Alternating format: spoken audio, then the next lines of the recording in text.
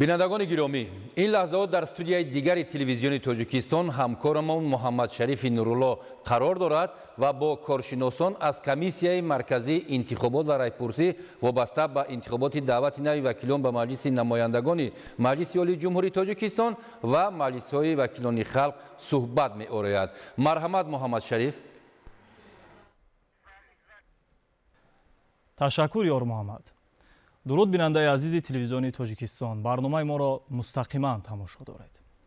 дар моддаи 6 Конститутсияи Ҷумҳурии Тоҷикистон омадааст: дар Тоҷикистон халқ баёнгари соҳиб ихтиёрӣ ва сарчашмаи ягонаи ҳокимияти давлатӣ буда, онро бевосита ва ё ба воситаи вакилони худ амалӣ мегардонад. иродаи олии бевоситаи ҳокимияти халқ, райпурсии умумии халқӣ ва интихобот аст. ва мо имрӯз дар арафаи баргузории яке аз маъракаҳои муҳими сиёсӣ, яъне интихоботи даъвати нави вакилони Маҷлиси намояндагони Маҷлиси Олии Ҷумҳурии Тоҷикистон, маҷлисҳои вакилони халқи вилояти мухтори Кӯҳистони Бадахшон, вилоятҳо, шаҳри Душанбе ва дигар шаҳру навоҳии мамлакат ҳастем, ки аз субҳи барвақт инҷониб ҳамкоронамон аз шаҳру навоҳии мамлакат аз ҷараёни баргузории интихобот тавассути гузоришҳои мустақим ба самъи мову шумо мерасонанд. ва дар ин қисмати барнома бо мақсади шарҳу тафсири маъракаи муҳими сиёсӣ, яъне интихобот ва аҳамияту моҳияти он барои ҷомеаи демокративу ҳуқуқбунёд бо коршиносони Комиссияи марказии интихобот ва райпурсии Ҷумҳурии Тоҷикистон ҳамсуҳбат мешавем. ҳамсуҳбатони мо ҳастанд Яъқуб Ҳакимов ва Некрӯз Қодирзода. хуш омадед ба барнома. нахуст мехостем аз аҳамият ва моҳияти интихобот дар роҳи ташаккули ҷомеаи демократӣ бигӯед. ташаккури зиёд. воқеан интихобот ҳамчун падидаи муҳими ҳуқуқӣ ва сиёсӣ барои рушд ва инкишофи давлат заминаи муҳим дорад ва аз ҳамин нуқтаи назар чихеле ки ба мо маълум аст, мувофиқ ба моддаи 1 Конститутсияи Ҷумҳурии Тоҷикистон, Тоҷикистон давлати соҳибихтиёр, демократӣ, ҳуқуқбунёд, дунявӣ ва ягона аст ва яке аз нишонаҳо ё хусусиятҳои кишвари моро соҳибихтиёр ва ҳуқуқбунёду демократӣ будани он нишон медиҳад. аз ҳамин нуқтаи назар худи мафҳуми демократия низ бо мақсади амалӣ намудани ҳокимияти давлатӣ аз ҷониби халқ нигаронида шудааст, яъне халқ ҳокимияти давлатиро ташкил мекунад ва ба фаъолияти мақомоти давлатӣ мусоидат менамояд.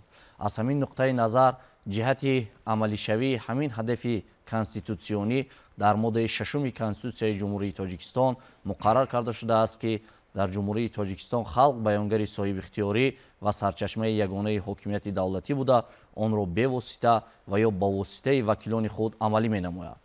воқеан иштироки шаҳрвандон дар интихобот ва райпурсӣ тавассути ифодаи иродаи онҳо, яъне барои рушд ва инкишофи Ҷумҳурии Тоҷикистон заминаи мусоиди ҳуқуқиву сиёсиву фарҳангӣ ва дигар самтҳои асосиро ба вуҷуд оварда ҷиҳати пешравиҳо мусоидати худро мегузорад.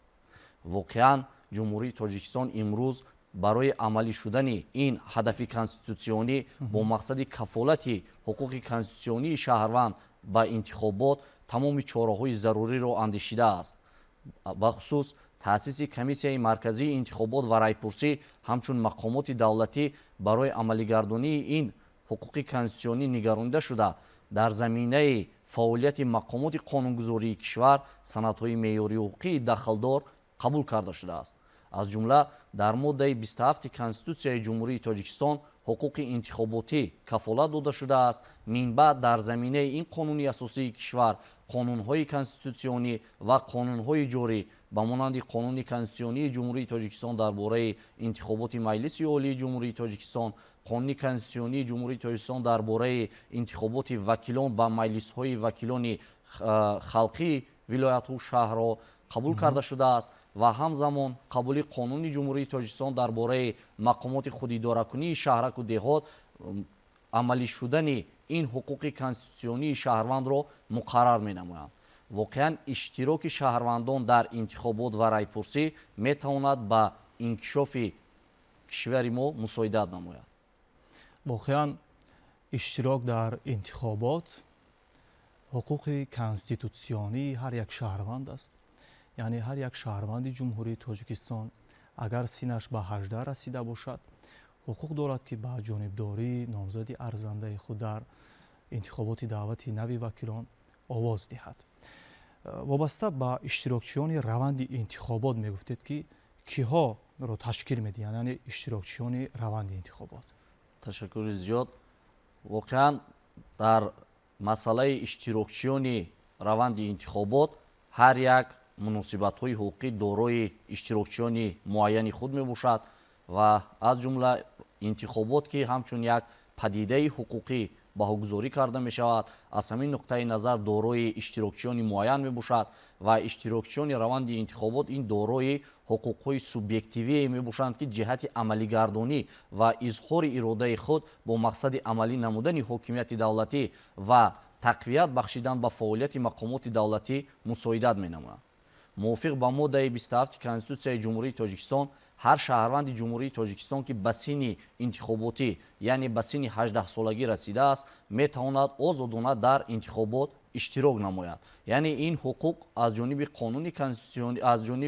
қонуни конститутсионӣ, санадҳои меъёрии ҳуқуқии дигар кафолат дода шудааст ва ҳамзамон бо мақсади амалӣ шудани ҳамин ҳадафи конститутсионӣ дар заминаи фаъолияти мақомоти давлатӣ чораҳои зарурӣ бо мақсади амалӣ шудани ин ҳадаф нигаронида шудааст ва дар баробари ин вобаста ба таҳлили моддаи 27 Конститутсияи ҷумҳурии Тоҷикистон метавон иштирокчиёни муносибати ҳуқуқи интихоботиро ба ду гурӯҳ, интихобкунандагон ва интихобшавандагон ҷудо намуд. албатта интихобкунанда ин тамоми шаҳрвандони ҷумҳурии Тоҷикистон ки ба синни 18-солагӣ расидаанд маҳсуб меёбанд, вобаста ба категорияи шахсоне ки қонунгузорӣ нисбат ба онҳо маҳдудият гузоштааст ва ё ин ки раванди иштироки онҳоро манъ кардааст, дар конститутсия ва қонунҳои конститутсионӣ муқаррар карда шудааст. махсус шаҳрвандоне ки бо ҳукми суд маҳкум карда шудагӣ ҳастанд, онҳо ҳуқуқи дар интихобот ва райпурсӣ иштирок карданро надоранд, новобаста аз оне ки онҳо ба синни интихоботӣ расидаанд ва ё ин ки не. албатта вобаста ба масъалаи мазкур ҳастанд нафароне ки дар ҷойҳои нигаҳдории муваққатӣ, таҳқиқгоҳҳои тафтишотӣ нигоҳ дошта мешаванд, аммо то ҳол нисбат ба онҳо ҳукми суд эътибори қонунӣ пайдо накардааст.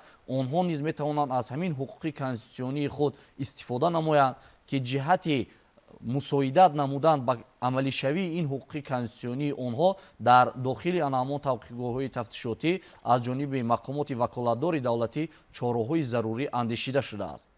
ҳамзамон вобаста ба нақши интихобшавандагон ба ҳайси вакилони маҷлиси намояндагони маҷлиси олии ҷумҳурии Тоҷикистон, вакилони маҷлисҳои вакилони халқии вилояту шаҳрҳо ва ҳамзамон вобаста ба мақомоти худидоракунии шаҳраку деҳот, яъне ҷамоатҳо, қонунгузорӣ вобаста ба синну соли муайян муқаррар менамояд. аз он ҷумла шаҳрвандоне ки ба синни 30-солагӣ расидаанд, онҳо дорои таҳсилоти олӣ ҳастанд, метавонанд ба номзадии вакилии маҷлиси намояндагони маҷлиси олии ҷумҳурии Тоҷикистон пешбарӣ карда шаванд ва вакилони маҷлиси намояндагон ки теъдоди онҳо, яъне шумораи онҳо 63 ададро ташкил мекунад, 41 нафар аз ҳисоби ҳавзаҳои якмандатӣ ва 22 нафар аз ҳисоби рӯйхати ҳизбҳои сиёсии ягонаи умумиҷумҳуриявӣ интихоб карда мешаванд. ва вобаста ба муқаррароти дигари қонунгузорӣ метавон муқаррар намуд ки доираи иштирокчиёни муносибатҳои ҳуқуқиро ки шахсони воқеӣ, шахсони ҳуқуқӣ ва давлат ташкил мекунад, аз ҳамин нуқтаи назар дигар иштирокчиёне дар раванди интихобот ҳастанд ки онҳо иштирок менамоянд, ба монанди васоити ахбори омма, ба монанди мушоҳидони миллӣ ва байналмилалӣ, ё ин ки ҳизбҳои сиёсӣ, иттиҳодиёҳои ҷамъиятӣ, участкаҳои интихоботӣ, ҳавзаҳои интихоботӣ ва ҳамзамон иштироки давлатро дар раванди интихобот мо мушоҳида карданмон мумкин. чӣ гуна? Масалан, дар ҷумҳурии Тоҷикистон аз номи мамлакат маҷлиси миллӣ ва маҷлиси намояндагони маҷлиси олии ҷумҳурии Тоҷикистон дар ҷаласаи якҷоя ва президенти ҷумҳурии Тоҷикистон ҳуқуқи сухан карданро дорад ва дар ҳамин замина саломат бошед. инҷо ҳамкорон мушоҳида мекунанд, ба сами мо мерасонанд ки вақт кӯтоҳ аст. Инҷо вобаста ба мушоҳидони милливу байналмилалӣ гуфтед. хуб мешуд вобаста ба ҳамин масъала шарҳ медодед ки тавре иттилоъ дорем беш аз 220 нозири байналмилалӣ раванди интихоботи давлати нави вакилонро дар мамлакат назорат мекунанд. аслан мегуфтед ки вазифа ва масъулияти мушоҳидони милливу байналмилалӣ аз чӣ иборат аст? ташаккури зиёд.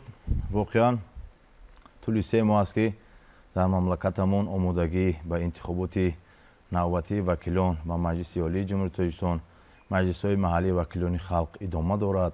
албатта имрӯз мо шоҳиди ҳол гаштем ки мардуми шарифи тоҷикистон бо як дасту дили пок барои амалӣ кардани ҳуқуқҳои сиёсӣ ва конститутсионии худ ба участкҳои интихоботӣ ташриф оварда раъи худро дода истоданд.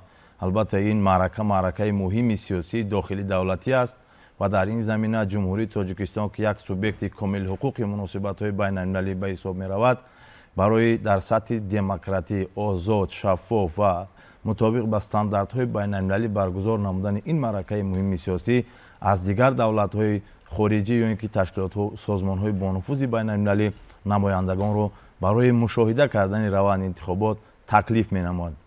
албатта баъди эълон гардидани натиҷаи яъне тайини интихобот аз ҷониби президенти ҷумҳурии тоҷикистон санаи 4 декабри соли 2024 аз ҷониби вазорати корҳои хориҷии ҷумҳурии тоҷикистон ба давлатҳои хориҷӣ ҷиҳати ташриф овардан дар интихоботи мо мактуб ирсол гардида буд. айни замон дар қаламрави ҷумҳурии тоҷикистон 229 мушоҳидони байналмилалӣ аз давлатҳои хориҷӣ ва созмонҳои бонуфузи байналмилалӣ ҳузур доранд ки онҳо айни замон дар комиссияҳои ҳавзавӣ ва комиссияҳои участкавӣ ҷараёни интихоботро мушоҳида намуда истоданд. албатта ин боиси ифтихор ва сарфарозии мо мебошад ки тоҷикистонро ҳамчун як субъекти комилҳуқуқ пазируфта ва нисбат ба интихоботҳои қаблӣ имсол бештар дар интихобот ширкат карда истодаанд. албатта мушоҳидони байналмилалӣ ва миллӣ дар раванди интихобот кадом ҳуқуқу ӯҳдадориро доро мебошанд, албатта қонунгузорӣ муқаррар кардааст ва дар моддаи 8 прим 1 қонуни конститутсионии ҷумҳурии тоҷикистон дар бораи интихоботи маҷлиси олӣ ва моддаи 8 прим 2 қонуни конститутсионии мазкур ҳуқуқҳои анамун мушоҳидони миллӣ ва байналмилалӣ мушаххас дарҷ карда шудааст.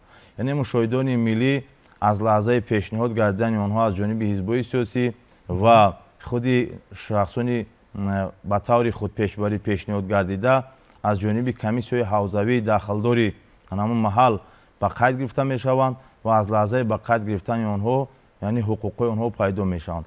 онҳо метавонанд дар ин давра бо рӯйхати интихобкунандагон шинос шаванд, ба раванди интихобот омодагии интихобот шиносоӣ пайдо намоянд ва дар участкҳои интихоботӣ аз пагоҳӣ то бегоҳ яъне то анҷоми интихобот ҳузур дошта бошанд ва онҳо наметавонанд ки ба кори комиссия дахолат намоянд ва ҳамроҳи интихобкунандагон дар комиссияҳои дар анамун кабинаҳои овоздӣ ҳузур дошта бошанд ё ин ки ба ҷои интихобкунанда бюллетен гиранд ва дигар ҳуқуқҳое ки қонуни конститутсионӣ ба онҳо додааст амалӣ менамоянд ва он ӯҳдадорие ки ба зиммаи онҳо гузоштааст яъне амалӣ мегардонанд.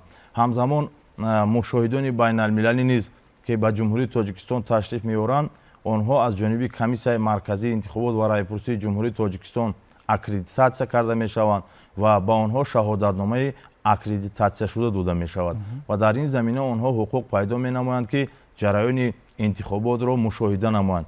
онҳо ҳуқуқи назорат карданро надоранд.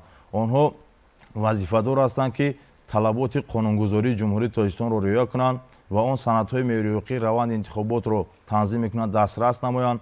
яъне дар комиссияҳои участкавӣ аз лаҳзаи оғози интихобот овоздӣ яъниқтараш то анҷоми овоздӣ ҳузур дошта бошанд ба ҳамон ҳолати ҳисоби бюллетенҳо ки ба онҳо имконият медиҳад мушоҳида намоянд ва онҳо ҳуқуқ надоранд ки ба корҳои комиссия дахолат намоянд ва аз он натиҷаи мушоҳидае ки онҳо анҷом доданд дар участкҳои интихоботӣ бе дахолат ба фаъолияти кори комиссия яъне маълумот манзур намоянд ба комиссияҳои участкавӣ ва комиссияҳои ҳавзавӣ ва ҳамзамон дар натиҷаи анҷом ёфтани анамун овоздиҳӣ онҳо хулосаи худро метавонанд ба комиссияи марказии интихобот ва райпурсии ҷумҳурии тоҷикистон манзур намоянд. яъне дар ин давра онҳо вазифадор ҳастанд ки тамоми санадҳои меъёрии ҳуқуқе ки ҷараёни интихоботро танзим мекунад риоя намоянд, чунки агар он вазифаҳое ки ба зиммаи онҳо тибқи қонунгузории ҷумҳурии тоҷикистон ва санадҳои байналмилалӣ ки тоҷикистон онҳоро эътироф кардааст риоя накунанд, комиссияи марказии интихобот ва райпурсии ҷумҳурии тоҷикистон метавонад аккредитатсияи онҳоро бекор намояд ва ҳуқуқи мушоҳидаи онҳоро низ маҳдуд кунад. яъне бинед ки ҳозирини муҳтарам, иштироки ин категорияи субъектон дар раванди интихобот аз он гувоҳӣ медиҳад ки ҷумҳурии тоҷикистон имрӯз анамун тамоми стандартҳои байналмилалиро риоя намуда истодааст ва як қатор санадҳои байналмилалие ки тоҷикистон онҳоро эътироф кардааст ба монанди конвенсия дар бораи стандартҳои интихоботӣ ки байни давлатҳои иттиҳоди давлатҳои мустақил қабул шудааст ва санади копенгагенӣ ки соли 1990 қабул гардидааст ва тоҷикистон ҳамчун як субъекти фаъол дар муносибатҳои байналхалқӣ ба таври бовиҷдонона аминро амалӣ карда истодааст. ва имрӯз мо мебинем ки ташаккули интихобот ва иштироки ҳамин субъектон дар раванди интихобот аз демократии ошкоро дунявӣ баргузор гардидани интихоботҳои мо шаҳодат медиҳад. бале, воқеан интихобот як падидаи сиёсӣ барои тамоми кишварҳое ки дорои сохти демократӣ, ҳуқуқбунёд ҳастанд ташкил медиҳад ва ҷумҳурии тоҷикистон ҳам ҳамчун кишвари соҳиби истиқлол, демократӣ интихоботро ба таври шаффоф бо иштироки бевоситаи халқи конститутсияи ҷумҳурии тоҷикистониро муқаррар менамояд ки яъне шаҳрвандон бевосита саҳмгузор дар таҳкими ҳокимият бо василаи иштирок дар интихобот буда метавонанд.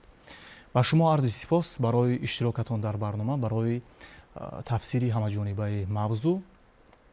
ва бинандаҳои гиромӣ, ҳар лаҳза телевизиони тоҷикистонро пайгир бошед, зеро аз натиҷаи баргузории интихобот ҳамкорони мо ҳар лаҳза метавонанд тавассути барномаи иттилоотии ахбор маълумоти муфассалро пешниҳоди шумо намоянд ва ин лаҳза ҳамкоронамон омода ҳастанд ки аз студияи дигар, яъне аниқтараш аз студияи барномаи иттилоотии ахбор ба самъи шумо маълумотҳои бештарро расонанд вобаста ба ҷараёни баргузории интихобот дар шаҳру навоҳии мамлакат.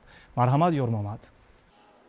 ташаккур муҳаммад шариф. бинандаҳои азиз, тавре дар оғози барнома иттилоъ дода будем, дар тамоми ҳавза ва участкаҳои интихоботии шаҳру ноҳияҳои мамлакат гурӯҳҳои эҷодии телевизиони тоҷикистон ҳузур доранд ва имкон аст ки мустақиман аз раванди ин маъракаи муҳими сиёсӣ барои шумо тамошобинони азиз иттилоъи тозаро пешниҳод намоем. айни замон мо имкон дорем бо ҳамкорамон Фахриддини Муҳаммад Юсуф ки дар комиссияи марказии интихобот ва райпурсии ҷумҳурии тоҷикистон қарор дорад мустақиман дар тамос шавем. Фахриддин, бори дигар салом. чӣ иттилоъ то ин вақт дастрас аст оид ба баргузории интихоботи даъвати нави вакилон ба маҷлиси намояндагони маҷлиси олии ҷумҳурии тоҷикистон ва маҷлисҳои вакилони халқ? марҳамат.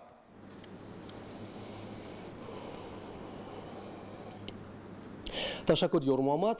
ҷумҳурии тоҷикистон давлати озоду ҳуқуқбунёд ва дунявиест ки дар он мақому манзалати ҳар як нафар дар ҷомеа афзалият дорад. маҳз бо дарки ин нуқта имрӯз шаҳрвандони кишвар дар ҳавза ва участкаҳои интихоботӣ дар интихоботи даъвати нави вакилон ба маҷлиси намояндагони маҷлиси олии ҷумҳурии тоҷикистон ва маҷлисҳои маҳаллии вакилони халқ иштироки фаъолона менамоянд.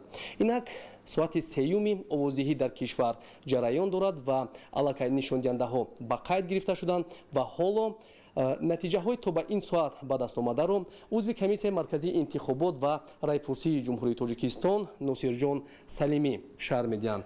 ташаккур. феълан дар қаламрави кишвари мо дар 3513 участки интихобот ба даъвати нави маҷлиси намояндагони маҷлиси олии ҷумҳурии тоҷикистон, маҷлисҳои маҳаллии вакилони халқ ва ҷамоат муташаккилона идома дорад. то ин лаҳза 22.1% интихобкунандагони аз кишварамон мамлакат иштирок карданд, овоз доданд ва раъи худро муайян карданд. феълан интихобот дар шароити шаффофу ошкоро бо риояи комили қонунгузориҳои интихоботии ҷумҳурии тоҷикистон бо ширкати мушоҳидони милливу байналмилалӣ ва шахсони боэътимоди номзадҳо бомаром ҷараён дорад ва бо дастрас шудани иттилоъ маълумоти тоза иловатан ба шаҳрвандони гиромӣ иттилоъ дода мешавад. خب تشکر بینندگان گرامی، چنانه که تاکید کردید جریان انتخابات در کشور با سرعت و با حیث بلند شهروندان صورت میگیرد و هر لحظه با به دست آمدن اطلاع نو و صحیح همکاران ما طریق استودیوهای مستقیم که در شهر و ناحیه ها فعالیت دارند در اوچسکه ها نظارت میکنند و شما اطلاع مفصل میدهند. بینندگان گرامی، باید گفت که در دایره برگزاری انتخابات در کشور 41 حوزه یک ماندتی و 3513 اوچسکه انتخاباتی تشکیل کرده شده است. عین حال برای تنظیم روند انتخابات کمیسیه حوزوی و اوچسکوی انتخابات طبق طلبات قانونگذاری جمهوری تاجیکستان درباره انتخابات فعالیت دارند. باید گفت که از جانب حزب‌های سیاسی و نامزدهای به قید گرفته شده در حوزه‌ها با مقصد مشاهده روند انتخابات مشاهدان ملی نیز فعالیت دارند. در برابر این مشاهدان بین المللی از سازمان همکاری شانگهای، کمیته اجرایی اتحاد دولت‌های مستقل، اسامبله بین پارلمانی اتحاد دولت‌های مستقل، سفارت‌های دولت‌های خارجی مقیم تاجیکستان، نمایندگان دولت‌های اتحاد دولت‌های مستقل، نمایندگان کمیسیون مرکزی انتخابات و رایپرسی فدراسیون روسیه، جمهوری بلاروس، ازبکستان، قزاقستان، قرقیزستان، گرجستان، ترکیه و جمهوری مردمی چین از جانب کمیسیون مرکزی انتخابات و رایپرسی جمهوری تاجیکستان به قید گرفته شده‌اند که روند انتخابات را مشاهده می‌کنند. برای انعکاس روند انتخابات دعوت نوی وکیلان به مجلس نمایندگان مجلس عالی جمهوری تاجیکستان و مجلس‌های محلی وکیلان خلق بیش از 200 نماینده وسایط اخبار عامه محلی و خارجی به قید گرفته شدند که عین حال جریان این معرکه مهم سیاسی انتخابات را انعکاس می‌نمایند. باید گفت که انتخابات در جمهوری تاجیکستان با تکیه به اراده مردم عملی می‌گردد که از افزودن توجه اهالی به حیات سیاسی و اجتماعی و کوشش اشتراک در دیگرگونسازی حیات جامعه دموکراتیک دلالت می‌کند. در واقع در شرایط کنونی مسئولیت جامعه شهروندی تقاضای زمان به حساب می‌رود و آن برای دریافت راه‌های بهتر و مؤثر بهسازی حیات جامعه در برابر مقامات دولتی مسئول است. اشتراک فعال در انتخابات از نقش هر یک نفر در حیات سیاسی و جمعیتی دولت صاحب استقلال تاجیکستان از سطح بلند دانش و معرفت و حس مسئولیت شناسی شهادت می‌دهد. بینندگان گرامی، با رسیدن دیگر خبر و گزارش‌ها و دیگر معلومات‌ها شما را در نشرهای بعدی آشنا می‌سازیم. اینک همکاران سخن باز به شما داده می‌شود. تشکر فخرالدین. بیننده‌های عزیز، خاطر رسان می‌کنیم که همکاری ما فخرالدین محمد یوسف بودند که از کمیسیون مرکزی انتخابات و رایپرسی جمهوری تاجیکستان برای ما و شما اطلاع را از جریان برگزاری انتخابات پیشنهاد نمودند و در جریان روز حتما ما باز با همکارمون در علاقه میشیم، در تماس میشیم و از جریان این معرکه مهم سیاسی به شما معلومات تازه پیشنهاد خواهیم کرد. در زمان معاصر انتخابات یکی از معیارهای اساسی می باشد که توسط آن اشتراک شهروندان در تشکل مقامات حاکمیت دولتی تأمین کرده می شود. این لحظه ما می توانیم مستقیما با همکارمان شهزاد رجب که در حوزه انتخاباتی سینا 4 شهر دوشنبه قرار دارد در تماس شویم. شهزاد سلام. این لحظه ها آید بر رفت انتخابات دعوت نوی وکیلان به مجلس نمایندگان مجلس عالی جمهوری تاجیکستان و مجلس های وکیلان خلق چی اطلاع دارید؟ مرحمت.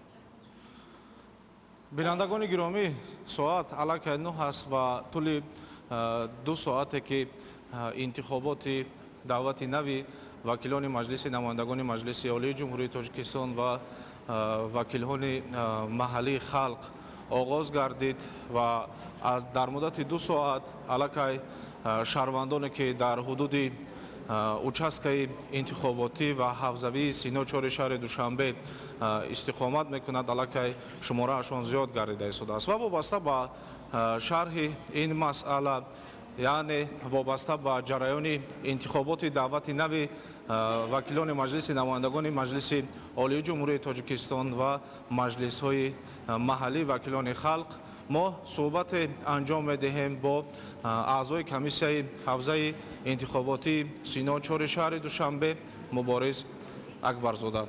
خب من میخواستم اینجا وابسته به ترتیب و حقوقی که قانونگذاری جمهوری تاجیکستان با شهروندانی که وکیلان آینده جمهوری تاجیکستان را انتخاب میکنند وکالت‌ها چگونه است و ترتیبات چگونه جریان میگیرد. تشکر زیاد.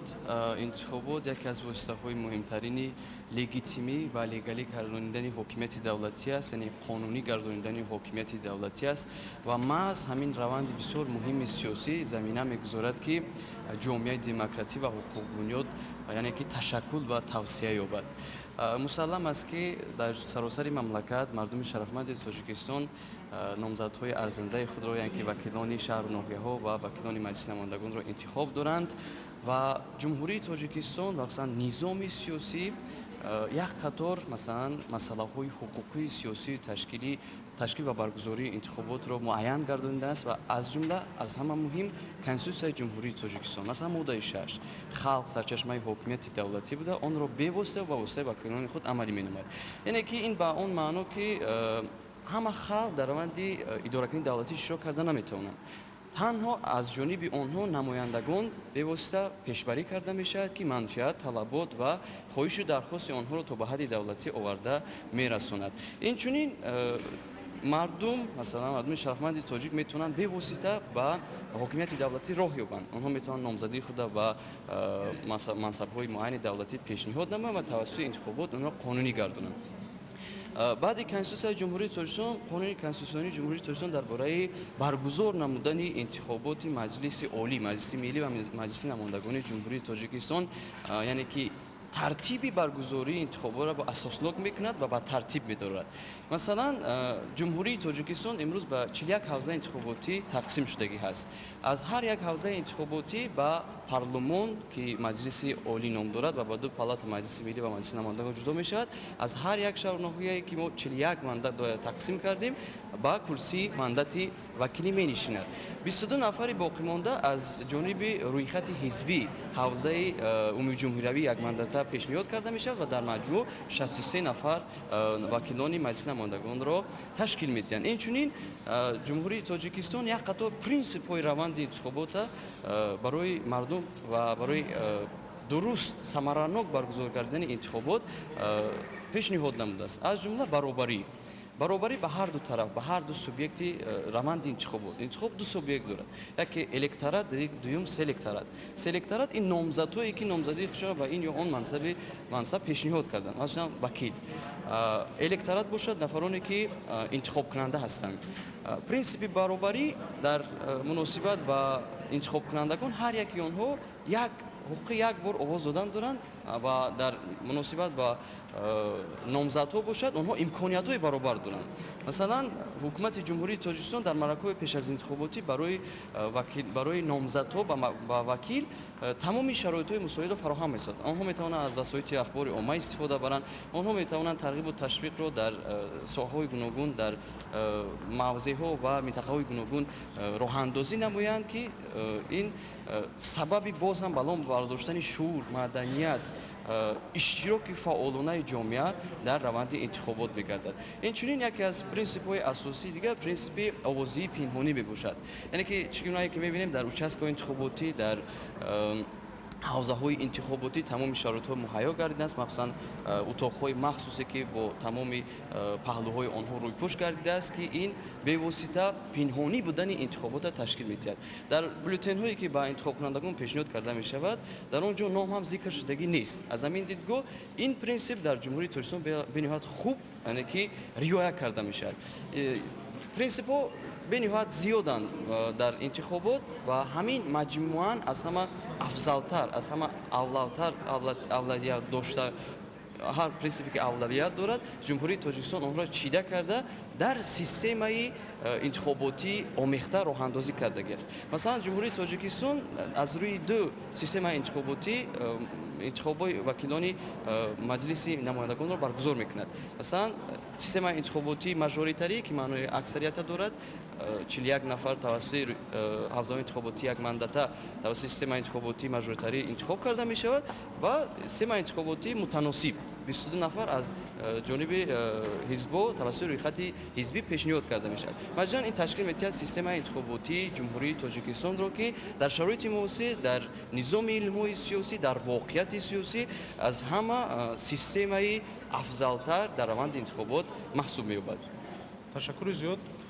воқеан ҳам бинандаҳои арҷуманд қонунгузорӣ барои ҳар як шаҳрванд муайян кардааст ки ҳар як шаҳрванде ки ба синни 18 қадам мегузорад ҳуқуқи интихоб карданро дорад ва дар ин маъракаи муҳими сиёсӣ нафароне ҳастанд ки ба синни 18 расиданд ва ба ин маъракаи сиёсӣ барои интихоби вакилони арзандаи худ омаданд ва инҷо мо имкон дорем ки бо ду тан аз ҷавондухтароне ки аллакай ба синни 18 расиданд ва интихоб карданд вакилони арзанда соҳибтаҷриба ва ватандӯстро ки дар оянда барои дурахшон гаштани тоҷикистони соҳибистиқлол саҳми беназир мегузоранд. хуб худатонро муаррифӣ мекардед ва таъссурот чӣ гуна аст ҳангоме ки шумо бори аввал дар интихоботи даъвати нави вакилони маҷлиси намояндагони маҷлиси олии ҷумҳурии тоҷикистон ва маҷлисҳои маҳаллии вакилони халқ иштирок кардед? امروز من خرسندم و افتخار دارم که بار اول در انتخابات اشتراک می‌نمایم و یک قسم این روند دموکراسی خلق خواهم گشت. تمام این امکانات‌ها به خاطر سعی کوشش‌های پرزیدنت جمهوری تاجیکستان محترم امامعلی رحمان و رئیس شهر رستم امامعلی می‌باشد. من از نام تمام جوانان می‌خواهم میانه‌داری خود را به آنها بیان نمایم. هر یک ساکن شهر باید برای سرسبز گشتن وطن خود سعی کوشش کنند. مخصوصاً ما جوانان، زیرا ما جوانان آینده ملتیم. ما جوان ما همه سازنده این کشوریم. تشکر زیاد. تاثیرات شما چگونه است؟ چون شما بار اول است در انتخابات دعوت نوی مجلس نمایندگان مجلس عالی جمهوری تاجیکستان اشتراک میکنید. من شهروند جمهوری تاجیکستان 18 سال دارم. بار اول است که در مجلس نمایندگان مجلس عالی جمهوری تاجیکستان اشتراک می‌نمایم. سر اول میانه‌داری خود را به اساسگذار صلح و وحدت ملی پیشوای ملت محترم پرزیدنت جمهوری تاجیکستان محترم امامعلی رحمان و رستم امامعلی رئیس شهر دوشنبه می‌رسانم که برای ما جوانان چنین دولتی صاحب اختیار و دموکراسی تامین نموده‌اند. تشکر زیاد. واقعا هم برای شما در انتخابات نوبتی یعنی انتخابات دعوت نوی مجلس نمایندگان مجلس عالی جمهوری تاجیکستان و مجلس‌های محلی وکیلان خلق بردباری می‌خواهیم و امید داریم که وکیل ارزنده و برای تاجیکستان صاحب استقلال واقعا هم شایسته است انتخاب می‌کنید. بینندگان گرامی، یادآور می‌شویم که صحبت داشتیم با دو تن از جوانانی که الکی به سن 18 رسیدند و با حوزه انتخاباتی 34 شهر دوشنبه آمدند تا وکیل آینده جمهوری تاجیکستان را انتخاب کنند.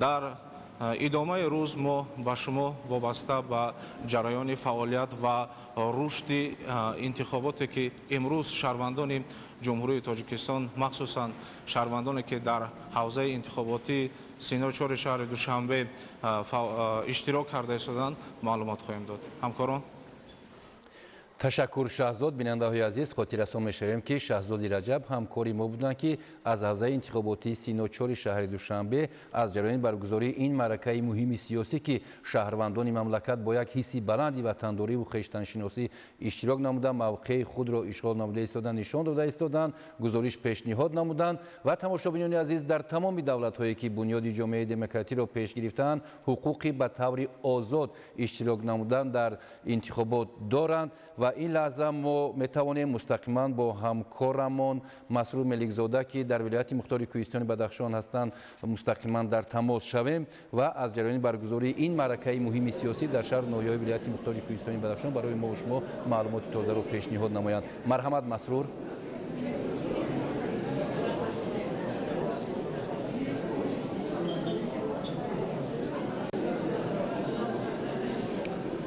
بله همکاران، الکی از جریان آغاز انتخاباتی 3 ساعت سپری گردید و مردم در تمام участка و حوزه‌های انتخاباتی حدود ولایت مختار کوهستان بدخشان حاضر گشته ایستادند.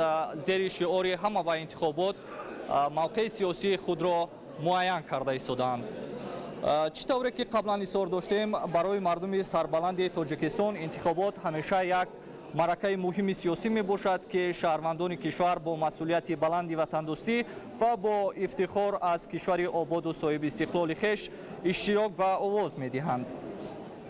интихобот ифодаи бевоситаи ҳокимияти халқ мебошад ва тавассути иштироки изҳори озодона ва ихтиёрии мардум ки дар баргузории ин маъракаи муҳими сиёсӣ бетараф нестанд, маънои аҳамият доштани сокинон ба фардои сарзамин ва маънои ғамхорӣ ба ояндаи насли наврасу ҷавони кишвар хоҳад буд.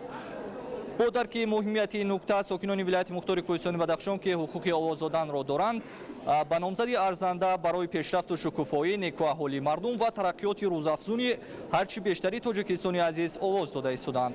Маврид ба ёдоварист ки бо мақсади иҷрои талаботи қонунгузории интихоботии ҷумҳурии Тоҷикистон аз ҷониби Комиссияи марказии интихобот ва райпурсии ҷумҳурии Тоҷикистон ҷиҳати дар сатҳи баланд баргузор намудани интихоботи давлати нави вакилони маҷлиси намояндагони Маҷлиси Олии ҷумҳурии Тоҷикистон ва маҷлисҳои маҳаллии вакилони халқ дар ҳудуди вилояти мухтори Кӯҳистони Бадахшон 280 участкаи интихоботӣ ташкил гардидааст ва имрӯз мардум озодона дар фазои сулҳу амнияти сартосарӣ ба нуқтаҳои овоздиҳӣ омада мавқеи сиёсии худро муайян месозанд. бинандагони гиромӣ, айни ҳол мо имкон дорем бо яке аз сокинони шаҳри Хоруғ, Ҷабор Хуҷаназарзода, вобаста ба ҷараёни овоздиҳии интихобкунандагон дар яке аз участкаҳои намунавии шаҳри Хоруғ суҳбате дошта бошем. تشکر زیاد واقعا هم چنانه که مردم اطلاع دارد امروز در تمام قلمرو جمهوری تاجیکستان علل خصوص ولایت مختار کوهستان بدخشان شهر خاروق و دیگر ناحیه‌ها امروز جریان برگزاری یک صحنه مهم سیاسی یعنی روز انتخابات برگزار گردیده ایستاده است و تحلیل ها از آن شهادت میدهند که امروز مردم با یک روحیه بلند سیاسی از صبح رس ساعت 6 تا به حاضر برای انتخابات حاضر گردیده ایستادند و ما معلوم است که انتخابات یکی از صحنه مهم سیاسی است که مردم به واسطه میآیند به نامزد ارزنده خود آواز میدهند، لیکن مهمتر از همه امروز در فضای آرام و ثبات سیاسی و از آن مهمتر مردم در یک رویه یکدیگر فهمی، در یک رویه مناسبت انسانی با نوبت امروز آمده به نامزد ارزنده خود آواز داده ایستادند و این از آن شهادت میدهد که مردم امروز در سیمای آن نامزدان شخصان ارزنده را میبیند که وی من بعد برای پیشرفت جمهوری تاجیکستان، برای پیشرفت حیات اقتصادی و اجتماعی من بعد جمهوری تاجیکستان سهم ارزنده خود را گذارد و خوشبختانه امروز دیده ایستادیم که فضا امروز فضای ایدانه است، هم فضای سیاسی و هم فضای فرهنگی است و امیدوارم که این صحنه مهم سیاسی در یک رویه بلند سیاسی و یکدیگر فهمی پیروز میشود. саломат бошед. Бинандагони гиромӣ, ёдовар мешавем ки ҳамсӯҳбати мо буданд Ҷабор Хуҷаназарзода ва чӣ тавре ки қайд намудем, шароити созгор барои интихобкунандагон дар ҳамаи ҳавза ва участкаҳои интихоботии ҳудуди вилояти мухтори Кӯҳистони Бадахшон вуҷуд дорад ки мо аз ҷараёни он баҳри шумо маълумот дода истодаем ва дар участкаи интихоботие ки айни ҳол мо қарор дорем метавонем дар ҳамин лаҳзаҳои бароямон мусоид бо як нафар ҷавон ки бори нахуст дар интихобот ширкат меварзад суҳбате дошта бошем. худро муаррифӣ мекунед? من علیدادова یاسمینا خواننده صنف 11 مؤسسه دولتی تعلیمی لیسه برای خوانندگان بالایقت شهر خاروق می باشم.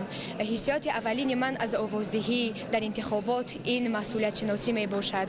وقتی که من در انتخابات اشتراک می کنم من درک می کنم که هر یک آواز ارزش دارد و می تواند در آینده به جامعه تاثیر رساند.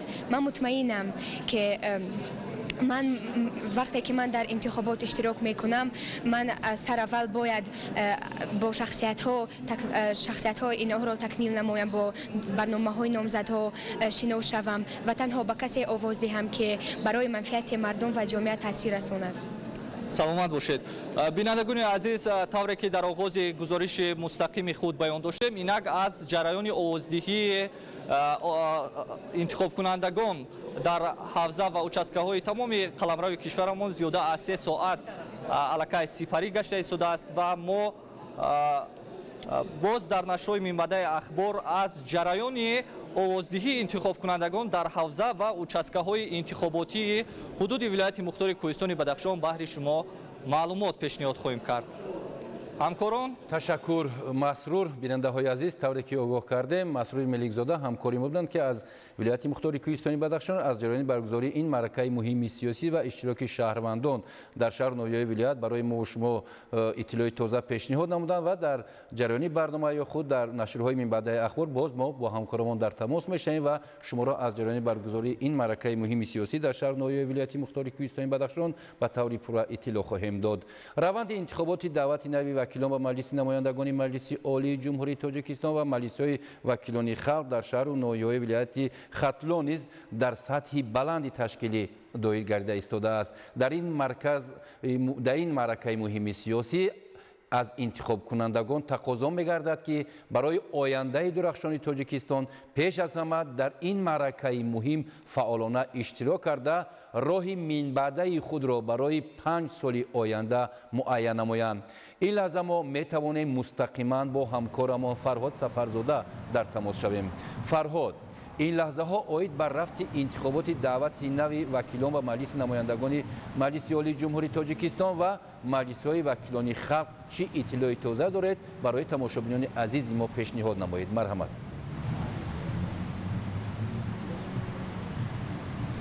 ташаккури зиёд ҳамкорони азиз. аллакай дар шаҳри Бохтар хуршед аз зери абрҳо сар мекашад, нурпошӣ мекунад ва ба дилу дидаҳои мо гармӣ мебахшад ва ҳоло интихобот ҷараён дорад, мардум иштирок карда истоданд фаъолона ва ин аз он шаҳодат медиҳад ки фарҳанги сиёсӣ, фарҳанги ҳуқуқии мардум баланд аст. қобили зикр аст ки чанд лаҳза пеш раиси вилояти Хатлон Давлаталӣ Саид ва дигар ҳамроҳони ӯ омаданд дар интихобот иштирок карданд, мавқеи худро дар ин маъракаи муҳими сиёсӣ муайян намуданд.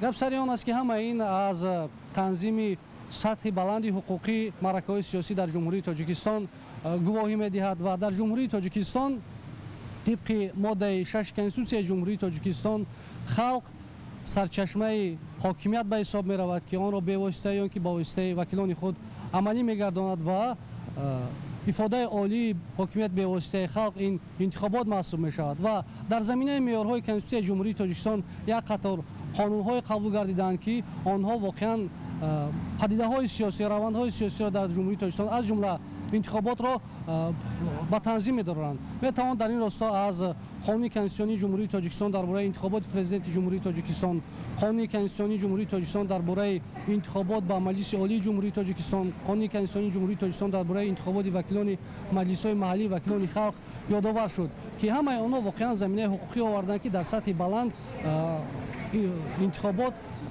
ба танзим дароварда шавад ва шаффофияти он ва дигар принсипҳои он ки дар интихобот ҳаст таъмин бошанд. ҳоло интихобот идома дорад, шаҳрвандон иштирок карда истоданд ва мо имкон дорем ки бо дилхоҳ аз овоздиҳандагон ҳамсӯҳбат шавем. марҳамат, худро шинос мекардед. ман Муродалиева Наргиз, сокини шаҳри Бухтар. хушнуд аз он ҳастам ки дар фазои тинҷ, осуда, тантанавӣ ва идона имрӯз раъи худро барои номзади арзанда ва сазовори ин диёри зебоманзараму супоридам. хуб, шумо аллакай овоз додед? бале. чӣ интизорӣ доред аз номзаде ки шумо овоз додед ба тарафдори ӯ? на танҳо интизорӣ, балки итминони комил дорам ки номзадҳои арзанда ва сазовори ин диёри мо барои ҳаёти арзанда ва сазовор, барои зиндагӣ ва рӯзгори пешрафти мо хизматҳои арзанда ва сазовори хешро менамоянд. ташаккур зиёд мебинам имрӯз шумо бо сари либоси идона ҷашнӣ иштирок карда истодаед дар интихобот. албатта фазо чунин аст, шаффофият таъмин аст, тинҷи осудагии кишвар таъмин аст. ин ҳама аз баракати асосгузори сулҳу ваҳдати миллӣ, пешвои муаззаму муҳтарами миллати мо, президенти ҷумҳурии Тоҷикистон Эмомали Раҳмон мебошад ки ташаккури бепоёни хешро аз номи ҳама модарон ба он кас расондани ҳастам. саломат бошед. марҳамат, шумо худро шинос мекунед. ман Бобоева Ҷамила, сокини шаҳри Бухтар, собиқадори меҳнат. интихобот дар фазои бисёр суботи сиёсӣ орому осуда баргузор гашта истодааст. шумо чӣ назар доред дар ин? албатта ман ҳамчун модар имрӯз дар маъракаи муҳими сиёсии интихоботӣ фаъолона иштирок кардам ва овози худро ба вакили арзандаи хеш додам ва боварӣ дорам ки дар оянда باز هم دولت آبادی ما را گلگون شکفان میکنند. تشکر زیاد. یعنی موقع خود را معین کرده. بله. تشکر زیاد. برای کار میخوایم با شما. سلامت باشید. شما دم برای سلامت باشید. خوب بینندگان گرامی، طوری که ما شما شاهد هستیم، قبل از روزهای آمادگی به انتخابات در جمهوری تاجیکستان باری نخست اکسیای جمهوریوی روز انتخاب کننده جوان برگزار گردید که در آن اکثریت جوانانی که سن آنها طبق مقررات قانون با سن انتخابات اشتراک کردند، یعنی به 18 رسیدن، اشتراک کردند در این اکسیای جمهوریوی و از ترتیب آواز دادن آگاه شدند. آمدند درباره اشتراک در انتخابات معلومات پیدا کردند و حالا ما امکان داریم که با چند جوان در این خصوص صحبت کنیم و اندیشه آنها را درباره اشتراکشان از این اکسیای جمهوریوی فهمیده باشیم. مرحمت، خود را شناس میکردید؟ من رولازاده جاویدان، ساکنی شهر باختر. شما؟ من مارا سیده، ساکنی شهر باختر میباشم. از آن خرسندم که یعنی به سن مقرر نموده قانون یعنی سن 18 سالگی رسیدم و از حقوق‌های سیاسی خود یعنی آگاه شدم و در اداره دولتی توسط انتخاب نمودن یعنی نامزدی یعنی همان ارزنده خود یعنی اشتراک ورزیده شدم. تشکر زیاد. شما قبل از در انتخابات اشتراک کردن معلومات داشتید؟ بله، من بار اول در اکسیای یعنی جمهوریوی روز انتخاب کنندگان جوان یعنی اشتراک ورزیدم. در آنجا از رفت این انتخابات یعنی طرز آواز دادن آگاه شدم. تشکر. سلامت باشید. شما من همچون یک جوان دوران استقلالیت شکرانه از آن میکنم که در چنین وطنی زیبای و آزاد تاجیکستانی عزیزم زندگی میکنم و امروز در انتخابات میخواهم که آواز خود را به نماینده ارزنده گذارم. پیش از همه باید ذکر نمود که اساسگذار صلح و وحدت ملی پیشوای معظم ملت محترم امام علی رحمان دستگیرنده ما جوانان می باشد و ما باید دستگیری های او را قدردانی نموده جوانان باشیم که در سازندگی ملت ارز خود را گذاریم. تشکر زیاد. شما قبل از اشتراک کردن در انتخابات معلومات داشتید؟ درباره نقش آواز خود، نقش حل کننده، درباره نقش حل کننده داشتن آواز خود معلومات داشتید؟ بله، و ما معلومات داشتیم. معلومات دادم. در اکسیای جمهوریوی اشتراک کردید؟ بله، اشتراک کردیم. سلامت باشید. با شما برای میخوام و بینندگان گرامی از جانب مسئولین اینجا برای نفرانی که باری نخست در انتخابات اشتراک میکنند چون تحفه هوسمندگردانی کتاب تقدیم کرده میشد. مرحمت، کتاب‌ها را میسپاریم به این جوانان خوش‌طالع دوران صاحب استقلالی که در این فضای آرام آسوده در انتخابات اشتراک کرده ایستادند و پس از آن باز صحبت ما را ادامه میدهیم. بینندگان گرامی، یادآور میشیم که در اساس فرمان پرزیدنت جمهوری تاجیکستان تحت رقم 668 از 3 دکمبر سال 2023 سال 2024 در جمهوری تاجیکستان سال معرفت حقوقی اعلام گردید که هدف اساسی آن تحکیم انستیتوت حقوق انسان، بالا برداشتن معرفت حقوقی شهروندان و دیگر ارزش‌هایی که با خاص جامعه دموکراتی است میباشد و واقعا در زمینه این فرمان چندین چاره‌بینی‌های برگزار گردید که همه اینها برای بالا برداشتن معرفت حقوقی شهروندان زمینه حقوقی فراهم آوردن و مساعدت کردن و این باعث خرسندی است. طوری که می‌بینیم شهروندان بسیار فعالانه اشتراک میکنند. همین استقبال گرم، استقبال صمیمی چون عید جشن گرفتن آمدن اشتراک کردن نشان میدهد که ظرفیت‌های ذهنی، ظرفیت‌های سیاسی، دانش‌های حقوقی شهروندان ما روز تا روز بالا می‌رود. حالا در همه участкаҳо و ҳавзаҳои انتخاباتی در ولایت خطلان آمادگی در سطح بلند همین گونه که می‌بینید قرار دارد و همکاران ما آماده هستند که مستقیما در نشرهای بعدی شما را با رفت انتخابات در ولایت خطلان شناس کنند. تشکر فرهاد. بیننده های عزیز، همکاری ما فرهاد بودند که از ولایت خطلان از جریان برگزاری این معرکه ملی سیاسی برای ما و شما گزارش تازه پیشنهاد نمودند. بینندگان گرامی، این لحظه ها در همه شهر و نواحی مملکت انتخابات دعوت نوی وکیلان مجلس نمایندگان مجلس عالی جمهوری تاجیکستان و مجلس های محلی وکیلان خلق در سطح بلند ادامه دارد. ساکنان شهر و نواحی های ولایت خطلان نیز شروع از ساعت 6 امروز با участкаҳои интихоботӣ ҳозир шуда мавқеи шаҳрвандии худро дар интихоботи вакилони маҷлиси намояндагони маҷлиси олии ҷумҳурии тоҷикистон ва маҷлисҳои маҳаллии вакилони халқ муайян менамоянд. айни замон аз участкаи рақами 15 шаҳри Кӯлоб ҳамкорамон Амрохон Тоҷов мустақиман бо мо дар тамос ҳастанд. Амрохон, бигӯед ки ҷараёни баргузории ин маъракаи муҳими сиёсӣ дар шаҳри Кӯлоб чӣ гуна сурат гирифта истодааст ва иштироки шаҳрвандон дар кадом сатҳ аст? марҳамат.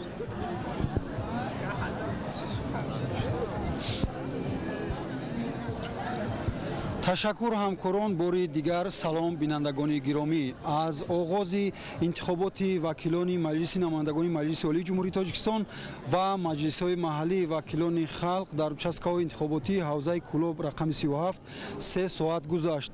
برای رای دهندگان در участкه‌های انتخاباتی تمام شرایط ضروری از جمله حجره مادر و کودک، بنگاه‌های طبی، قوطی مخصوصی سیار برای بیماران و معیوبان تامین میباشد.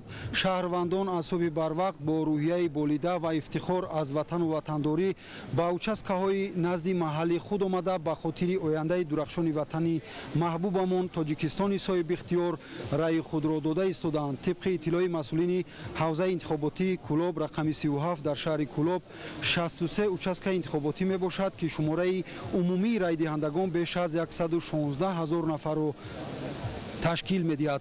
تعداد نفرانی که باری اول در این معرکه مهم سیاسی شرکت ورزیده ایستادند بیش از 3,000 نفر است.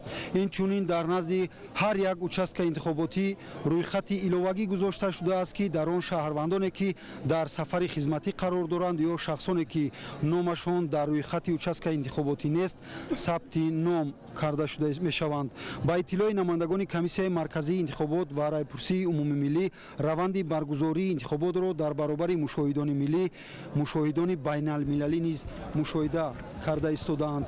انتخابات افاده رشد جامعه دموکراتی می باشد. ساکنان شهر کلوب با شکرگزاری از فضای تنج و آرام و آسایش وطن افتخار از آن دارند که در دولت صاحب اختیار حقوق بنیاد دموکراتی کار و زندگی دارند. این لحظه هم صحبت ما هستند ساکن شهر کلوب سید امیر آدینایف.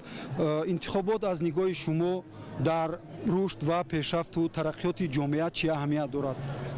انتخابات عنصر بنیادی جامعه های جهان می باشد که در تشکیل دولتی دموکراتی، حاکمیت، قانونیت و نهادهای سیاسی افاده اراده شهروندان نقش کلیدی دارد.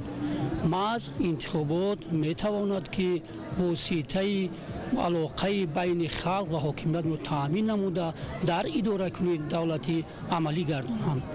اکنون می‌شود که ما درباره راه طی نموده انتخابات سخن کنیم. تاجیکستان که خود دولت صاحب اختیار و شکلاً دموکراتی است، یکی از نشانه‌های اساسی دولت دموکراتی این انتخابات میباشد و در دوام صاحب اختیاری ما توانستیم که یکی از رویداد بزرگ مهم تاریخی کنستیتوسیون خود را به طور رایدی به طور انتخابات قبول نمودیم. همزمان در این دوره ما اولین انتخابات پارلمانی را 26 فوریه سال 1995 برگزار کردیم و در این زمینه سال امروز دوم مارس سال 2025 هفتمین انتخابات پارلمانی دوام دارد که ما وقتی که مجلس ملی را تعیین کردیم قبول کردیم در مجلس ملی دو مجلس ملی و از مجلس نمایندگان عبارت است که وکالت آنها با مدت 5 سال معین شده است. امروز می‌سازد گوییم که انتخابات در تحکیم پایه‌های استوار دولتداری ما نقش بارز دارد. مردم انسانیت راه آینده خود را درک کرد، فهمید. امروز مردم که ازدحام مردم در شهر کلوب جمعاً با یک دلخوشی با یک دلگرمی به این معرکه انتخاباتی آمدند. از آن گواهی میدهند که هر یک آوازی که آنها به انتخاب کننده و نامزدهای ارزنده میدهند و حل کننده است و برای رشد جامعه، برای آینده ملت، برای تقدیر دولت نقش مؤثر میبازد. هویت ملی تا کجا میتواند اشتراک شهروندان را در انتخابات تامین نماید؟ تشکر. هویت ملی از خصلت‌های بسیار حمیده انسانی هر یک شخص میباشد که واقعا امروز در طول 33 سال موجودیت دولت تاجیکستان معرفت حقوقی، هویت ملی، فرهنگ شهروندان ما خیلی بالا رفته است. امروز می‌سازد ما گوییم که مردم از صدق دل با یک نیرو با یک حس دلگرمی با آمده رای خود را میدهند. این از آن گواهی میدهد که آنها به این وطن محبوبیت دارند، این وطن را دوست می‌دارند، برای آینده این کشور غمخوارند. آنها از صمیم قلب با یک مهر محبت با نامزدهای ارزنده خود آمده آواز میدهند. زیرا وقتی که نمایندگان ما در مجلس ملی در پارلمان از پای مثلا اجرای وظیفه ها می شود، آنها می توانند که در رشد و نمو جامعه، حل برنامه ها و حیات نیک احوالی مردم نقش مؤثر گذارد. امروز هر یک شخص باید بدوردل باشد، آگاه باشد، باید که ما در جمعیت دموکراتیک زندگی میکنیم، از حقوق خود دفاع کرده تواند. انا همین است یک گیرم که فضیلت بلندی انسانیگری که با امر وجدان آمده شخص ارزنده خود رو در انتخابات مثلا طرفداری میکنه، با طرفداری آواز میدهد، از نشانه خیلی عالی هویت ملی، حس وطنداری ما، خودآگاهی ما شهادت میدهد. تشکر زیاد. بینندگان گرامی، یادآور میشویم که از لحظه آغاز انتخابات وکیلان مجلس نمایندگان مجلس عالی جمهوری تاجیکستان و مجلس های محلی وکیلان خلق در شهر کلوب 3 ساعت سپری گردید و این لحظه ما صحبت خود را با ولایت بیلال و نماینده участка انتخاباتی رقم 16 ادامه میدیم. درباره участка انتخاباتی خود معلومات دهید. سلام عرض میکنم اولا به همه بینندگان عزیز و بعداً میخواستم بگویم که در участка انتخاباتی رقم 16 در مؤسسه تحصیلات میانه عمومی رقم 5 شهر کلوب قرار دارد.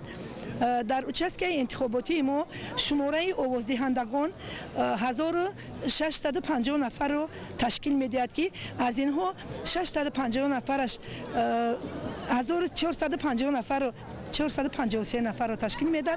از این شماره 650 نفرش مردها و 803 نفرش رو زنان تشکیل میدهند. خب در این انتخابات 20 نفر جوانان اکنون باری اول آواز میدهند که از این شماره 12 نفرش پسران و 8 نفرش دختران هستند. در участка انتخاباتی ما آمادگی به این چاره‌بینی مهم سیاسی در سطح عالی قرار دارد. یعنی در مؤسسه ما خانه مادر و کودک تشکیل کرده شده است که با همه بازیچه های کودکانه جهازانیده شده است. مادران در مورد لازمه می توانند که کودکان خود را در این خانه مادر و کودک مانده رفته آزاد آواز دهند. اینچنین ما بنگاه طبی در نزد مؤسسه ما عمل میکند که با همه دعواهای ضروری تامین است و همشیره های شفقت در اینجا خدمت کرده ایستادند. آوازدهندگان می توانند که در مورد لازمه به بنگاه طبی به همشیره های شفقت مراجعه نمایند و همشیره های شفقت به آنها خدمت خود را در یک نمیداران میرسانند. تشکر زیاد. بینندگان گرامی، وابسته به جریان برگزاری انتخابات در شهر کلوب در نشرهای من بعده برنامه اطلاعاتی اخبار به شما معلومات میدهیم. همکاران تشکر امروخان. بیننده های عزیز، یادآور میشیم که امروخان تاج بودن همکاری ما از شهر کلوب از جریان این معرکه مهم سیاسی برای ما و شما گزارش تازه پیشنهاد نمودند. برای جمهوری تاجیکستان سال 2025 سالی خیلی مهم و ارزشناک محسوب گردیده. روند برگزاری انتخابات دعوت نو وکیلان به مجلس نمایندگان مجلس عالی جمهوری تاجیکستان و مجلس های وکیلان خلق ما و شما را برای گزارش به دوره صفتناک نو جامعه وارد می نماید. این لحظه ما می توانیم با گروه ایجادی تلویزیون تاجیکستان در ولایت سوخ که این معرکه مهم سیاسی را انعکاس می نمایند مستقیما ارتباط گیریم. عبدالوهاب عبدالستار همکاری ما این لحظه با ما مستقیما در تماس هستند. عبدالوهاب سلام. می گفتید که رفتی برگزاری انتخابات دعوت نو وکیلان و مجلس نمایندگان مجلس عالی جمهوری تاجیکستان و مجلس های وکیلان خلق در کدام سطح قرار دارد در شهر و ناحیه‌های ولایت سوخ؟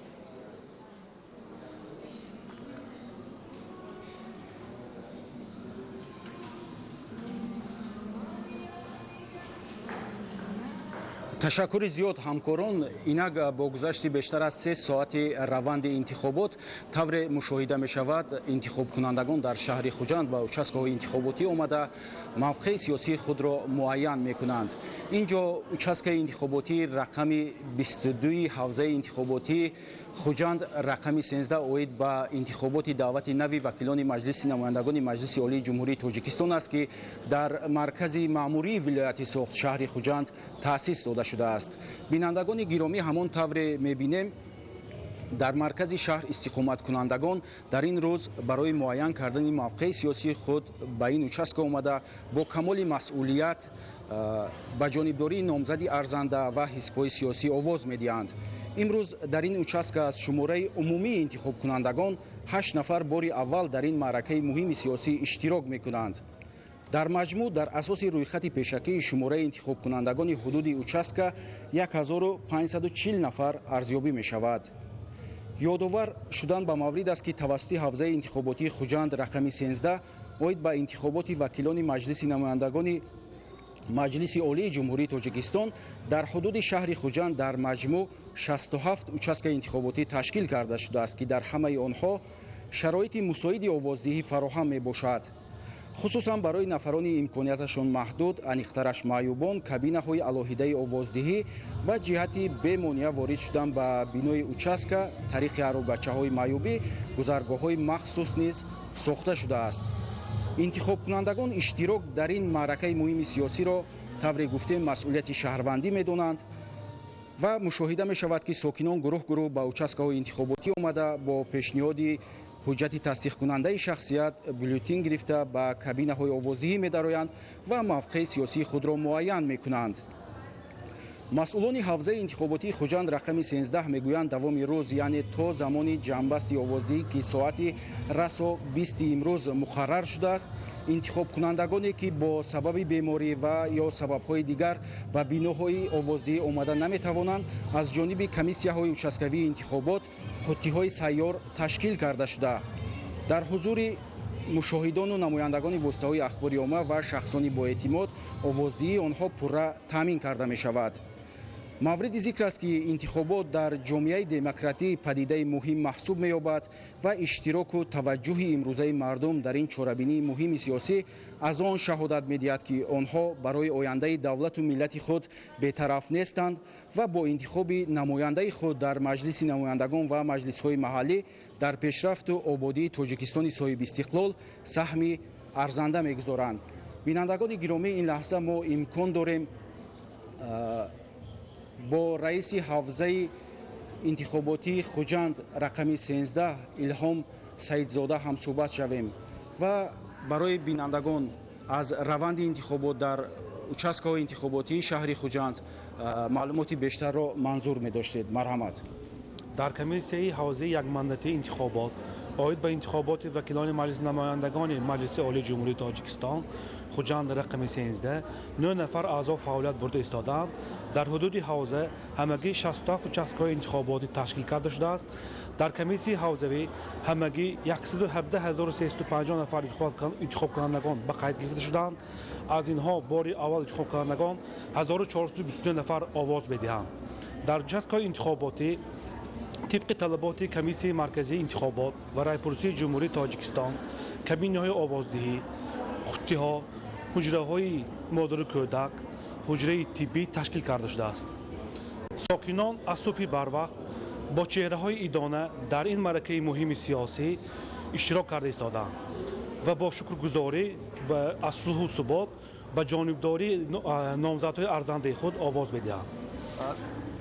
дар ҳолати соати 8 шумории интихобкунандагон дар ҳудуди ҳавзаи хуҷанд рақами 13 33.2% интихобкунандагон овози худро доданд. ташаккури зиёд ва ҳатман мо дар раванди интихобот дар ҷараёни рӯз бо шумо ҳам суҳбат мешавем ва маълумоти бештарро манзури бинандагони телевизиони тоҷикистон хоҳад кард. бинандагони гиромӣ, ёдовар мешавем ки ҳамсуҳбати мо буданд илҳом саидзода, раиси ҳавзаи интихоботии хуҷанд рақами 13 ва ин лаҳза дар ин участкаи интихоботӣ мо имкон дорем ки бо интихобкунандагон ҳам ҳамсуҳбат шавем. марҳамат, худро муаррифӣ мекардед. ботурхоҷа қобилов, интихобкунанда аз участки интихоботии рақами 37 шаҳри хуҷанд. имрӯз дар воқеъ барои ҷумҳурии тоҷикистон рӯзи таърихӣ аст, рӯзи фаромӯшнашаванда аст, зеро дар ин рӯз интихоботи вакилони маҷлиси намояндагони маҷлиси олии ҷумҳурии тоҷикистон, вакилони маҷлисҳои вилоятӣ, шаҳрӣ ва ноҳиявӣ баргузор мегардад. тибқи муқаррароти конститутсияи ҷумҳурии тоҷикистон дар ҷумҳурии тоҷикистон халқ баёнгари соҳибихтиёрӣ ва сарчашмаи ягонаи ҳокимият эътироф мешавад. ифодаи олии бевоситаи ҳокимияти халқ ин райпурсии умумихалқӣ ва интихобот аст ки яке аз нишонаҳои давлати ҳуқуқбунёд ва демократӣ эътироф мегардад. امروز شروع از ساعت 6 صبح به مشاهده می رسد که شهروندانی که طبق قانون حقوق انتخاب کردن را دارند با درک بلند مسئولیت و اچسکه های انتخاباتی حاضر شده آواز خود را به جانبداری نامزدهای ارزنده داده ایستادند و باید همین گونه هم باشد، زیرا که وکیل مجلس نمایندگان باید نفران انتخاب گردند که برای آینده با سعادت کشور قانون‌های را قبول نمایند که به نفع مردم باشد، برای آینده درخشان کشور محبوبمان باشد و آن هدف‌های و آن مقصدهای نکویی که حکومت کشور پیشه کرده است آنها را در عمل جاری سازنده باشد. و امروز ما مشاهده کرده ایستادیم که با تب بالیده طبق پرینسیپ های قانون کنسانی جمهوری تاجیکستان درباره انتخابات مجلس عالی جمهوری تاجیکستان شهروندان اختیاری آزادانه با حقوق برابر و اچسکه‌های انتخاباتی حاضر شده ایستادند و عین حال تا بنین ساعت که از ساعت 6 صبح آغاز گردید اکثر شهروندان الکی در اچسکه‌های انتخاباتی حضور دارند، آواز داده رفته ایستادند و این معرکه که تا ساعت 20:00 ادامه می‌یابد تمام آن شهروندان با باور گفته می‌توانیم که حاضر می‌شوند، آواز خود را می‌دهند و در این معرکه‌های سیاسی بی‌طرف نمی‌باشند، زیرا که آواز هر یک انتخاب کننده این حل کننده است.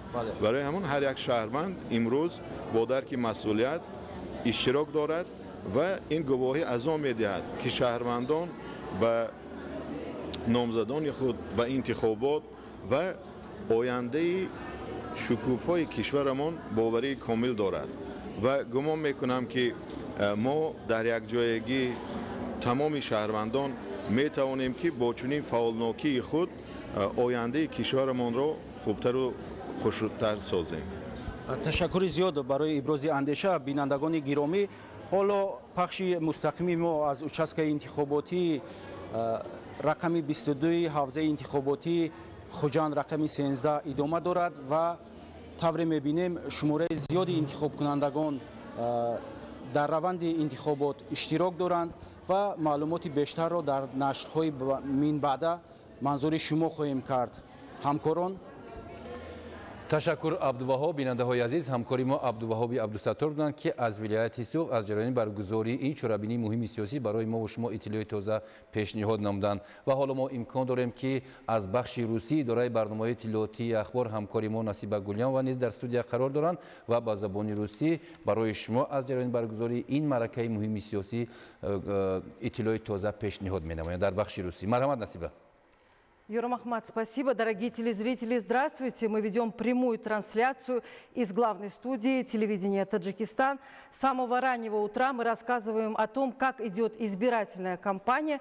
Главный момент настал. Наши корреспонденты находятся на всех избирательных участках страны, во всех регионах. С самого раннего утра мы показываем и рассказываем вам детально о том, что происходит на каждом избирательном участке. К слову сказать, в Центральной комиссии по выборам и референдумам республики создан 41 одномандатный избирательный округ и 3513 избирательных участков. В Центральной избирательной комиссии на данный момент находится наша коллега Зумрат Фазиева, и сейчас мы постараемся выйти с ней на прямую связь.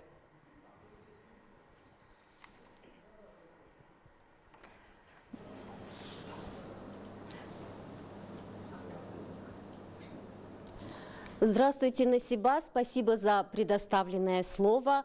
Выборы нового созыва депутатов Маджлиси Намояндагон, Маджлиси Оли Республики Таджикистан и местных маджлисов народных депутатов продолжаются. Судя по репортажам наших коллег, голосование проходит достаточно энергично и активно, но более точные данные нам сейчас предоставит специалист, член Центральной комиссии по выборам и референдумам, уважаемая Махфират Хидирзода. Вам слово. Спасибо. Как мы уже знаем, начиная с 6 часов утра началось голосование на выборах депутатов нового созыва Маджлиси намояндагон Маджлиси Олии Республики Таджикистан, местных маджлисов народных депутатов и джаматов. Голосование проходит в свободной и спокойной обстановке. Ощущается высокая явка избирателей в избирательных участках. В избирательных участках созданы все необходимые условия для реализации избирательных прав граждан. К этому часу в голосовании приняли участие 22,1% избирателей. Для обеспечения прозрачности и открытости избирательного процесса за ходом голосования следят международные и национальные наблюдатели, а также доверенные лица кандидатов. И, как мы уже видим, весь процесс голосования освещается всесторонне средствами массовой информации. Благодарю за предоставленную информацию. Дорогие телезрители, те, кто еще не успел воспользоваться своим конституционным правом избирать, пожалуйста, приходите на свои избирательные участки и голосуйте. Насиба, спасибо за предоставленное слово. Спасибо. На прямой связи с нами была Зумрат Файзиева. И, как правильно Зумрат отметила, с 6 часов утра открыты все избирательные участки. Голос каждого из нас важен, поэтому до 20:00 избирательные участки работают, и очень важно участие каждого из нас. Мы продолжаем вести прямую трансляцию о ходе избирательной кампании. Идут выборы в главный законодательный орган страны Маджлиси Олии Республики Таджикистан. И я представляю слово моему коллеге Йорм Ахмаду Самадову. ташаккур насиба бинандаҳои азиз ҳамкори мо насиба гулянова буданд ки бо ҳамкори дигарамон Зумрат Файзиева аз комиссияи марказии интихоб ва райпурсии ҷумҳурии Тоҷикистон мустақиман дар тамос шуданд ва аз ҷараёни баргузории ин чорабинии муҳими сиёсӣ аз комиссияи марказии интихоб ва райпурсии ҷумҳурии Тоҷикистон барои шумо ҳамватанони азиз иттилои тоза пешниҳод намуданд. Интихоботи даъвати нави вакилон ба маҷлиси намояндагони Маҷлиси Олии Ҷумҳурии Тоҷикистон ва маҷлисҳои маҳаллии вакилони халқ дар шаҳри Турсунзода низ идома дошта сокинон бо рӯҳияи баланд барои муайян кардани мавқеи шаҳрвандӣ ба хотири фардои дурахшони сарзамин ба участкаҳои интихоботӣ ҳозир шуда ба ҷонибдории номзад ва ҳизбҳои арзанда овоз медиҳанд. ин лаҳза имкон дорем ки бо ҳамкорамон Юсуф Ғанизода мустақиман дар тамос шуда оид ба рафти баргузории интихоботи даъвати нави вакилон ба маҷлиси намояндагони Маҷлиси Олии Ҷумҳурии Тоҷикистон ва маҷлисҳои маҳаллии вакилони халқ дар шаҳри Турсунзода иттилоъ бигирем. Марҳамат Юсуф.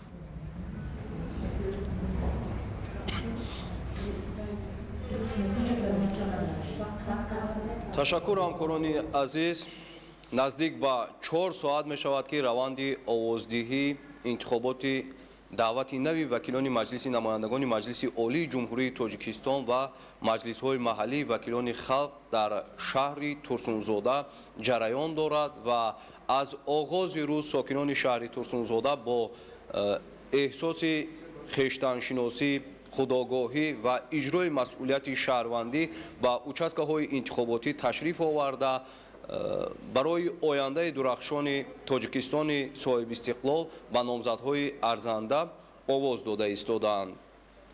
тибқи қонунгузории Ҷумҳурии Тоҷикистон, хоса тибқи Конститутсияи Ҷумҳурии Тоҷикистон ва Қонуни Конститутсионии Ҷумҳурии Тоҷикистон оид ба интихоботи Маҷлиси Олии Ҷумҳурии Тоҷикистон муқаррар шудааст ки шаҳрвандоне ки синашон ба 18 мерасад ҳуқуқи интихоб кардан доранд ва бо ҳамин инобат ҷавонони фаъоли шаҳри Турсунзода аз оғози рӯз мушоҳида мегардад ки дар ин чорабинии муҳими сиёсӣ фаъолона ширкат намуда истодаанд ва ба номзадҳои арзанда овоз дода истодаанд.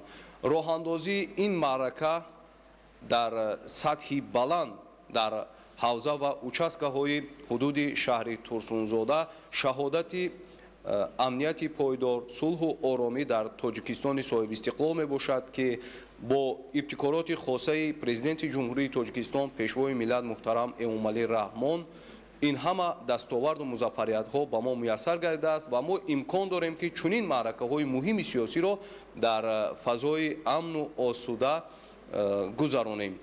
дар робита ба ҷараёни интихоботи даъвати нави вакилони маҷлиси намояндагони Маҷлиси Олии Ҷумҳурии Тоҷикистон ва маҷлисҳои маҳаллии вакилони халқ ин лаҳза мо суҳбате меороем бо аъзои комиссияи ҳавзаи якмандатии интихоботӣ турсунзода 5 камолиддин бобоев. дар ибтидои суҳбат мехостем аз ҷараёни омодагиҳо ва ҷараёни баргузории интихоботи даъвати нави вакилони маҷлиси намояндагони маҷлиси олии ҷумҳурии тоҷикистон ва маҷлисҳои маҳаллии вакилони халқ дар шаҳри турсунзода чанде аз андешаҳои худро иброз карда бошед. мардуми шарифи шаҳри турсунзода дар қатори дигар мардуми сарбаланди тоҷикистони соҳиби истиқлол маъракаи интихоботи даъвати навбатии маҷлиси намояндагони маҷлиси олии ҷумҳурии тоҷикистон ва маҷлисҳои маҳаллии вакилони халқро бо як дарку эҳсосоти баланди ҳам сиёсиву ҳам хиштаншиносӣ ва масъулиятнокӣ пазируфта имрӯз чӣ ки худатон шоҳид шудед аз суби содиқ инҷониб аллакай дар тамоми участкҳои интихоботии шаҳри турсунзода бо як фаъолияти пурсамар ҳозир шуданд ва бо ҳозир шудан раъи худро доданд. дар бораи ҷараёни омодагӣ ҳаминро гуфтан мумкин аст ки тамоми 69 участкаи интихоботие ки дар шаҳри турсунзода барои интихоботи маҷлиси вакилони маҷлиси намояндагони маҷлиси олии ҷумҳурии тоҷикистон омода шуда буданд бо тамоми шароитҳои муосир ва ҷавобгӯ ба меъёрҳои байналмилалӣ таъмин карда шуданд ва тамоми интихобкунандагон ки шуморашон беш аз 142 000 нафарро ташкил мекунад аллакай ба онҳо хабарномаҳо расида шудааст. тамоми участкҳо бо бюллетенҳои интихоботӣ таъмин шуданд ва аллакай то соати 8 субҳ аллакай шумораи